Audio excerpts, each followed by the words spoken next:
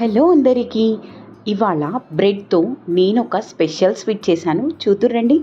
ముందుగా 1 లీటర్ పాలు, చిక్కటి పాలు తీసుకోండి. చక్కగా స్లోలో సిమ్లో పెట్టుకొని మరిగించుకోండి. బ్రెడ్ని ఈ విధంగా కట్ చేసుకోండి. సైడ్ తీసేసేసి 4 ముక్కలుగా కట్ చేసుకోండి. 4 ముక్కలుగా కట్ చేసుకోవటం వల్ల చక్కగా పాలల్లోకి ఇమిడిపోతుందనమాట. అదే 2 ముక్కలు లేదా పెద్ద ముక్క అయితే ఇమడదు. ముందుగా వేరే పెనం పెట్టుకొని అలాగే దాని మీద కొంచెం నెయ్యి వేసుకొని ఇదిగోండి మనం కట్ చేసుకున్న బ్రెడ్ని ఈ విధంగా అమర్చుకోండి.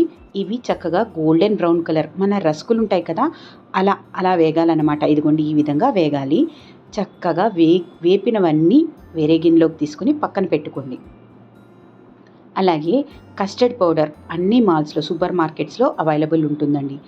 ఇది కొంచెం వేరే గిన్నెలో వేసుకొని చక్కగా వేడి పాలు కలుపుకోండి. ఉండలు లేకుండా కలుపుకోండి. ఉండలు లేకుండా ఇలా అయినా కలుపుకోవచ్చు, లేదంటే మిక్సీ జార్లో వేసేసుకోండి, ఇంకా మంచిది.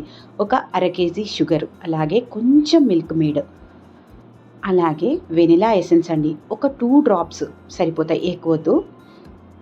ఎందుకంటే ఏది దేన్ని డామినేట్ చేయకూడదు, సింపుల్గా టేస్టీగా ఉండాలి. ఇదిగోండి కస్టర్డ్ని నేను మిక్సీ చేసేసుకున్నాను, ఎందుకంటే ఉండలు లేకుండా చక్కగా వస్తాయి. ఇది మా అమ్మ చెప్పారండి. సో మీరు ఇంకొక విషయం గుర్తుపెట్టుకోవాలి. ఎప్పుడైనా సరే ఇలా కస్టర్డ్ బ్రెడ్ చేసుకుంటున్నప్పుడు మీరు వేడిగా కస్టర్డ్ ఉన్నప్పుడే బ్రెడ్ని కూడా వేసేసుకోండి. అప్పుడు చక్కగా పీలుస్తుందనమాట. అదే చల్లారిన తర్వాత అయితే ఆ మిశ్రమం పీల్చుకోదు.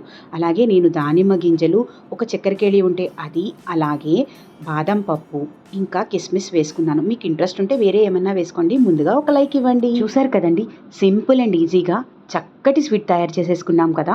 ఇది పిల్లలు కూడా చాలా లైక్ చేస్తారు. నచ్చిందా అండి? మరి నచ్చితే లైక్ చేయండి.